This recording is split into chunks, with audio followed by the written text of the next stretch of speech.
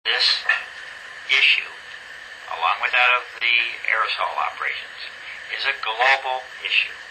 We have global issues, and this means the world has been changed. This is not now a question of, is it going to be changed?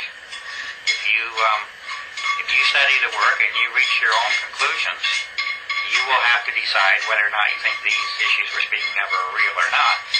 But at this point, I spent 11 years documenting this, and this is not a case of what if.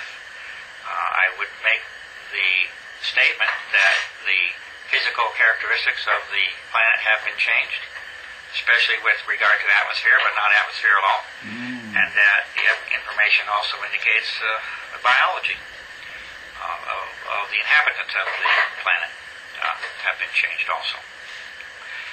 Okay. So Andrew says he's a lay person in biology. I just read about it because I have found those things with the red wine test. Okay, thanks, Andrew. So he's telling us he's just trying to help us out too, is what it amounts to. Okay, Andrew's still going here, and we've got about 15 minutes left.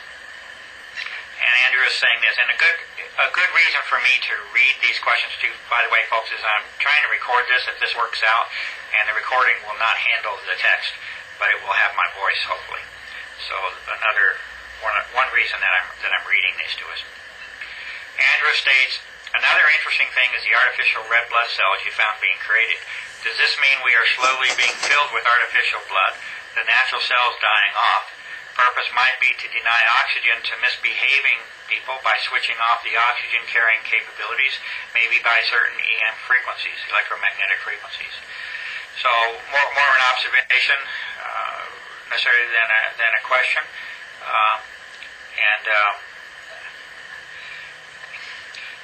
Our knowledge usually begins by asking questions and thinking.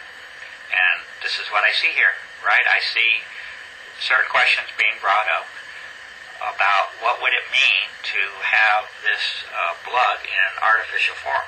So the first thing I think to do there would be to recap what Andrew was making a reference to. And that is that the work is repeatedly detecting the existence of erythrocytes or erythrocytic forms, or whatever you want to call it, red blood forms. The work goes way back. If you'll see, it goes back probably 6 years. Very hard when I first presented that work. Actually, take it back. It actually goes way back. If you look at the very beginning, there's work that goes back almost to the absolute beginning of 2000 on the detection of erythrocytes. And received a lot of flack for introducing that topic because that's not something most of us want to hear about. Had a lot of people that would dismiss it or ridicule just even the notion or idea. All I did was report what I saw. And it was very strange what I found, and it became stranger and stranger as I went along. And Andrew is making a reference to one of the latter stages of that work, where in an analysis of these filaments, in their most mature form of growth, there is the detection of, and I'm tending to use the word erythrocytic now because, again, we don't know exactly what we have, just as I'm using the term bacterial-like. We don't know exactly what we have because nothing exactly fits. Nothing is perfect here. But there is a detection of erythrocytic form, and in this case, you can't get much more erythrocytic than that because I have some forensic level tests for hemoglobin that I worked on. It took me 2 to 3 months to get through that work. But they passed, those particular tests passed 2 forensic level tests for the existence of hemoglobin. So, it's again past the question of speculation or maybe on the blood cells. It looks like we've got something very, very strange going on. Now, in terms of, what does that mean? I don't know. I don't know what it means.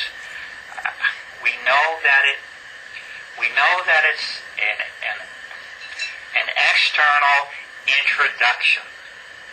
If you accept the work for what it shows, the work shows that within the culture, within the filament itself, when subjected to the certain methods and observational analysis, that the cells are formed or are created from within those filaments. That's a very strange statement, but that's what it says. Now, if that is true, then that is external to the body. And if it's external to the body, that they can be generated. And then we now can document or prove that these structures exist, the filaments namely we're talking about, exist within the body.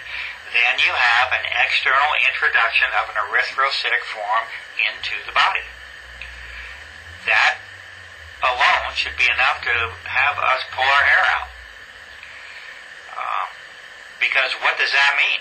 And this is where the question comes up. What is now the impact upon the body of that external introduction?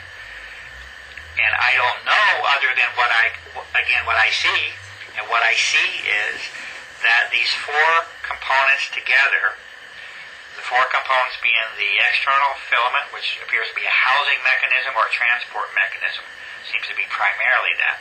Very difficult to break down, appears to be composed of keratin or proteinaceous material. But internal to that filament, three main things going on. Two bacterial-like forms, one being chlamydia-like.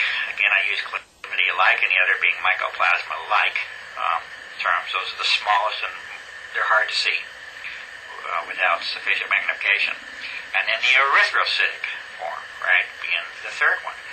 Well, what I can say is seen is that these things exist together, and these bacterial-like forms, they're attracted to the blood. They reproduce and grow within the blood environment, it seems.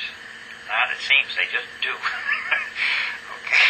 So the combination of these three things appears to be, let's say, a part of this. It's not a matter of just one. In other words, it's not just the blood cell by itself, but the combination of these three things would and does produce a material physical change in the condition of the body.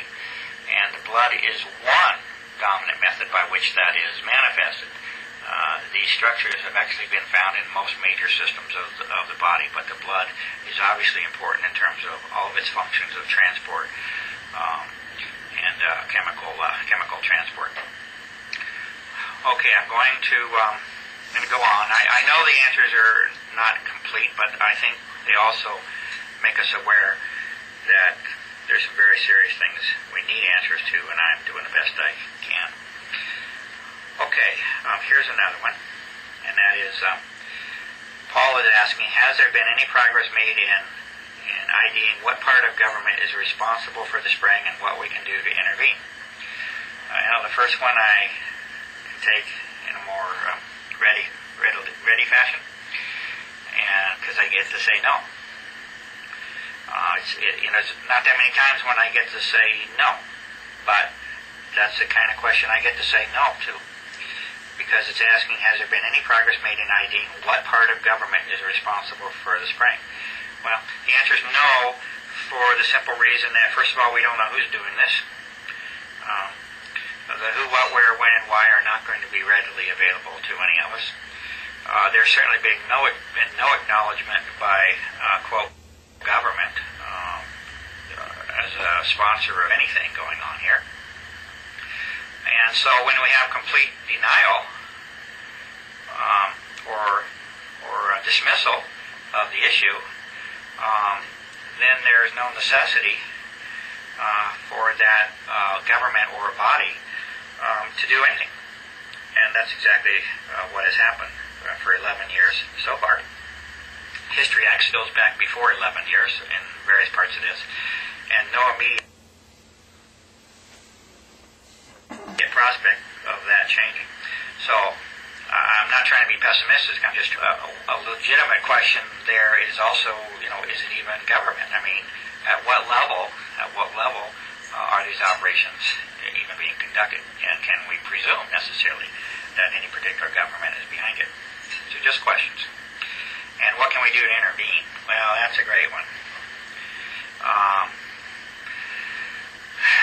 Okay, well, this question should come up every time, and I don't have a great answer for it.